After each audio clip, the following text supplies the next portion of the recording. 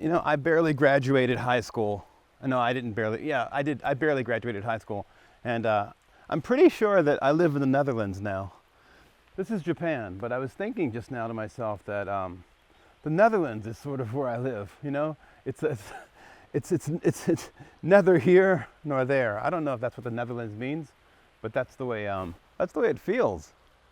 This is the Unkai. This is the sea of clouds that's rolling in on the mountains, and this is the view from the front yard of my house.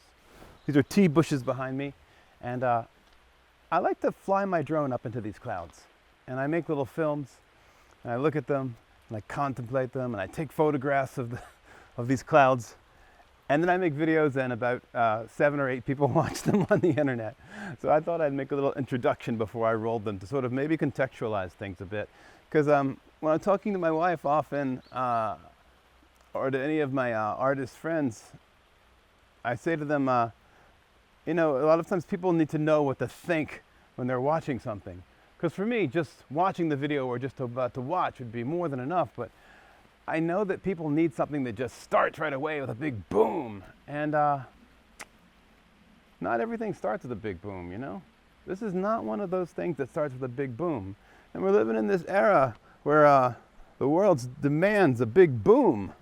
So it makes for quite a conundrum. I mean, I think that the artist has always lived in this time of conundrum.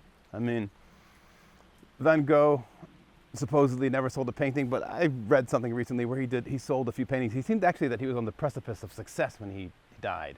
He was exhibiting in Paris. I guess these are the type of things you think about when you move to the middle of the countryside, as I have with my family, not almost on a whim.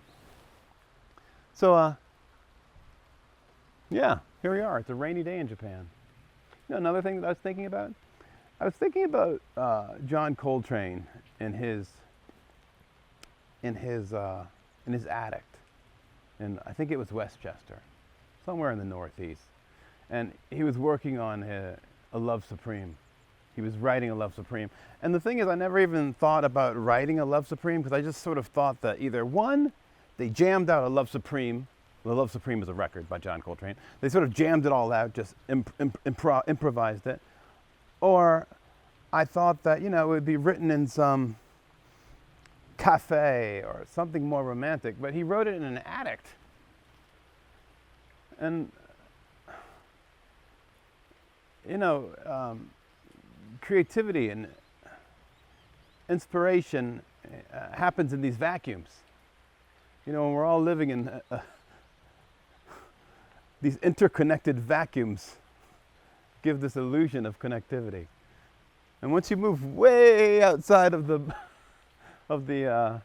world to the Netherlands here, gives you a lot of time to think about how just disconnected we all really are.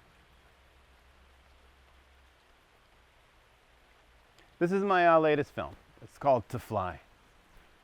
And I'm putting it out there on the World Wide Web and on the Wi-Fi, and it'll radiate out into the universe forever and forever and forever. Maybe it'll be the thing that some distant civilization picks up 100,000 years from now. I actually have a secret theory.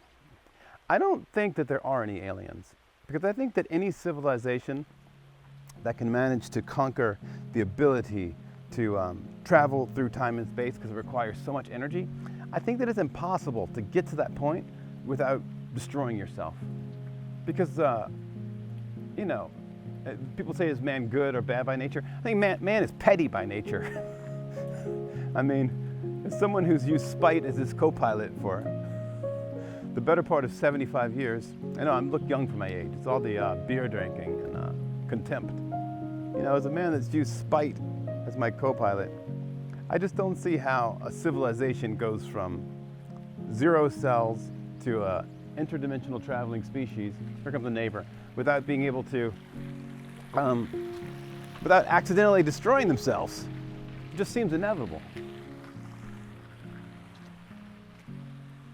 So without further ado, and on that happy note, as I often say to my mother, after we get done, go down some deep rabbit hole, here is To Fly. Thank you.